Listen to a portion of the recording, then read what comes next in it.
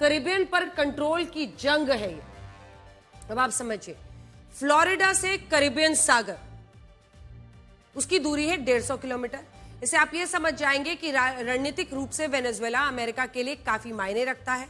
इसके अलावा कैरिबियन सागर न सिर्फ नॉर्थ अमेरिका और साउथ अमेरिका को जोड़ता है, जो दोनों हिस्से हैं अमेरिका के, वो वाला आप देखिए वहां पर, वो जोड़ता है ये कैरिबियन सागर, नीला वाला हिस्सा। जूम इन करके एक बार दिखा दीजिए। ये नॉर्थ अमेरिका, ये साउथ अमेरिका। यहां पर पैनामा नहर है जिस पर पहले से ही ट्रंप की नजर थी, और ये आप देख रहे हैं कैरिबियन सागर। तो इससे आप अंदाजा लगा सकते हैं। अब देखिए, नॉर्थ अमेरिका साउथ अमेरिका को जोड़ता है, बल्कि ये जो अटलांटिक ओशन और पैसिफिक ओशन है उसको भी पनामा कनाल के जरिए ये कनेक्ट करता है।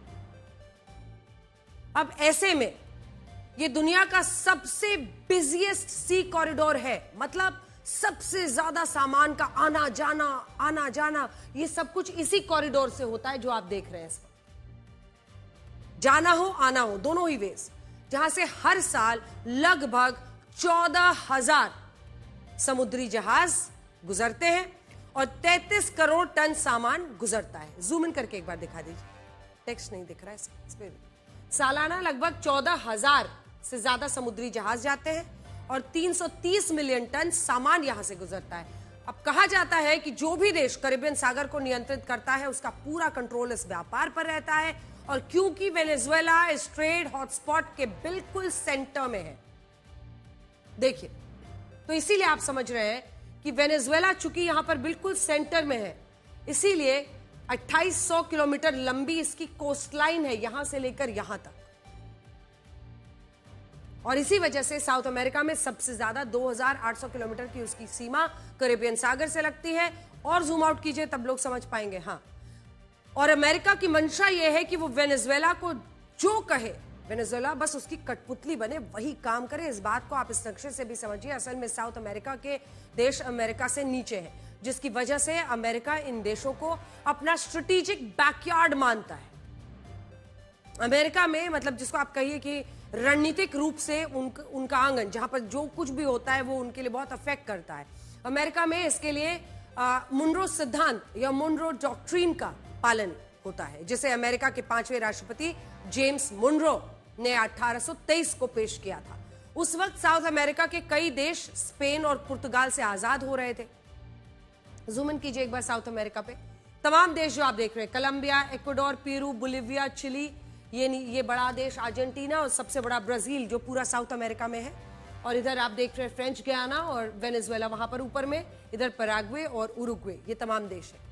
कई देश जो यहाँ के हैं वो स्पेन से, पुर्तगाल से, पोर्चुगल और स्पेन का उन पर कब्जा था, उनसे आजाद हो रहे थे। और तब जेम्स मुनरो ने कहा था कि अगर अमेरिका को अपनी सुरक्षा सुनिश्चित करनी है तो उसे साउथ अमेरिका के देशों को अपना रणनीतिक बैकयार्ड बनाना होगा, जहां सिर्फ उसकी चले, ये देश अमेरिका के प्रभाव में रहे, अमेरिका का इन पर वर्चस्व रहे, और कोई अन्य जो पावरफुल देश है विश्व के, चाहे वो रशिया हो, ऐसे तमाम देश है, वो इन देशों का इस्तेमाल ना कर सके।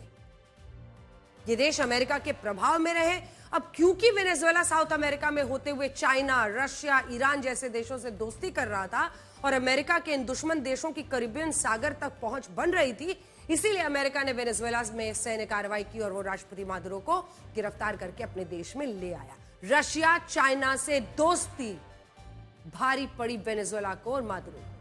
अब इसमें कुछ गलत नहीं है, अगर आप देखिए तो अमेरिका को पूरा अधिकार है कि वो अपनी रक्षा करने के लिए अपने पड़ोसी देशों में दुश्मन देशों की गतिविधियों को रोक सकता है। लेकिन सवाल यह है कि जब रशिया यही करता है, वो यूक्रेन को नेटो में जाने से रोकने के लिए युद्ध लड़ता है, तो यही अमेरिका यूक्रेन को हथियार क्यों देता है? आखिर ये दोहरे मापदंड फिर क्यों है? हर कोई अपने आसपास के देशों को अपनी सुरक्षा के नजरिए से देखकर संतुलित करना चाहता है। दूर तो छोड़िए, इंडिया जब पाकिस्तान को लेकर, उसके आतंक के भंडार को लेकर अपने कदम उठाता है, तब दूसरी बात कही जाती है। अब देखिए आप, अमेरिका की दूसरी चिंता भी देख लीजिए। वेनेजुएला के पास दुनिया की सबसे बड़ा जो कच्चा तेल का भंडार है। जी हां, न रशिया, न सऊदी अरब, न ईरान, इराक, कोई देश नहीं।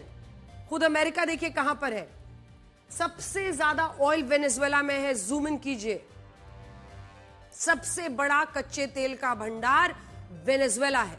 जो 48 लाख करोड़ लीटर जिसके पास है। इसके बाद किस देश के पास कितना कच्चा तेल है वो आप इस लिस्ट में देख सकते हैं। सऊदी अरब दूसरे नंबर पर है 42.44, फिर 33 पर ईरान है, इराक 17-18 के आसपास है, फिर 16 कुवैत, फिर रशिया 12, फिर लिबिया 8 और उसके बाद से ऐसे नीचे होता हुआ ये पूरा नंबर प्लेट चला जाता है। तो ये है पूरी स्थिति। अब अमेरिका की समस्या ये थी कि वेनेजुएला के इस कच्चे तेल में उसे ज्यादा हिस्सा नहीं मिल रहा था। यानी किसी जमाने में वेनेजुएला के तेल का लगभग 70% हिस्सा अमेरिका को मिल जाता था, लेकिन अब यह कहानी पलट चुकी थी। 2023 में वेनेजुएला ने सबसे ज्यादा 68% कच्चा तेल किसको दिया? चीन को दिया।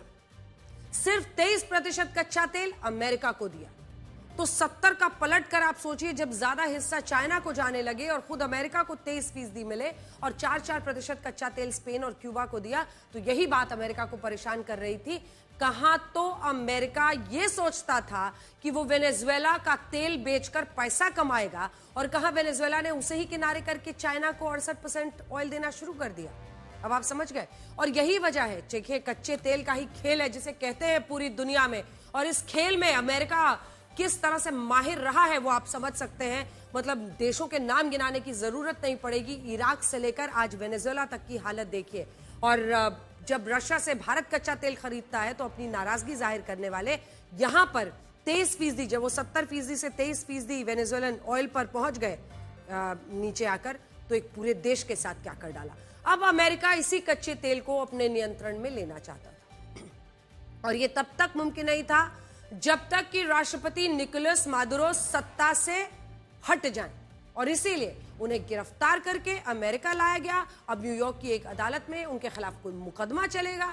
इस अदालत को फेडरल डिस्ट्रिक्ट कोर्ट भी कहते हैं, जो लोअर मैनहट्टन में है। और न्यूयॉर्क टाइम्स के मुताबिक राष्ट्रपति निकोलस मादुरो पर नार्को टेररिज्म और अंतर्राष्ट्रीय ड्रग नेटवर्क चलाने का आरोप तय होगा, जबकि उनकी पत्नी पर ड्रग्स तस्करी की साजिश में शामिल होना का जो आरोप है वो तय होगा। और अगर ये आरोप साबित हो गए तो दोनों को 30 साल जेल की सजा हो सकती है, जबकि अभी निकोलस मादुरो 63 साल के हैं, उनकी पत्नी 69 साल की है। यानी सजा होने पर 93 साल की उम्र तक जेल में रहेंगे और उनकी पत्नी 99 साल की उम्र तक जेल में रहेंगी और उनका वापस वेनेजुएला लौटना नामुमकिन होगा।